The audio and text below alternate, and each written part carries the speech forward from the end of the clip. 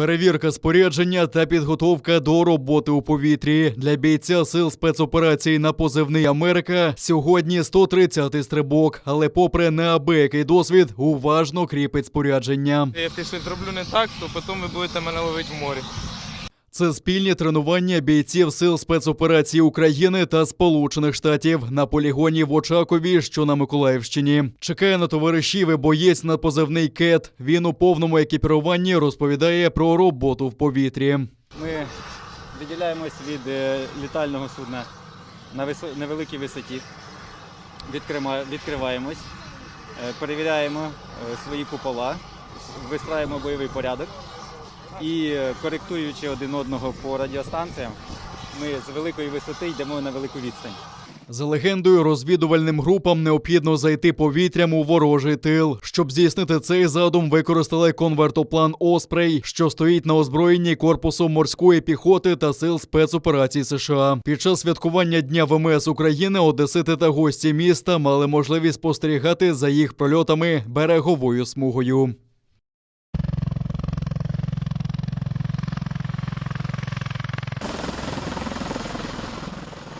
Конвертоплан поєднує окремі можливості літака та вертольота. Він залишатиметься у повітрі, поки спецпризначенці не дістануться землі.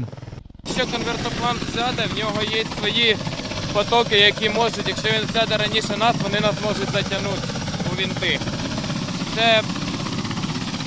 Це просто небезпечно, проте в бойових діях і зараз він може нас викинути, ми улетимо, а він уйде по своєму маршруту назад.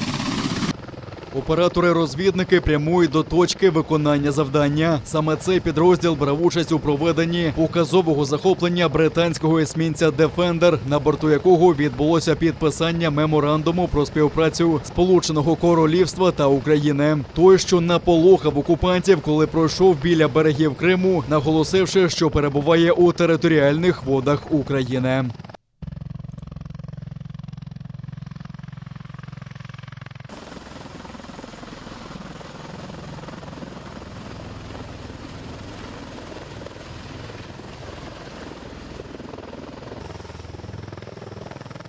Завдання спецпризначенців на навчаннях «Сібриз» – тримати безпеку у морі, а маючи під боком російського агресора – це, в принципі, його головне завдання. Цього року в морському центрі спецпризначення створений окремий штаб і операційний центр, який спільно з американськими партнерами розробляє план навчань. Десантування з конвертоплана пройшло в районі Кінбурзької коси в Чорному морі з висоти майже 4000 метрів. Далі в умовах нульової видимості зведена група здійснила штурм острова. 3 десятки спецпризначенців атакували противника, щоб за легендою навчань знайти фізика і знешкодити ядерну бомбу. Бійці 73-го морського центру спецоперацій спільно з американськими партнерами тренувалися на острові Первомайський. Міжнародні навчання надзвичайно підвищують боєготовність військової частини, і постійна співпраця з нашими партнерами якраз і показує те, що 73-й морський центр спеціального призначення вже є в міжнародній сім'ї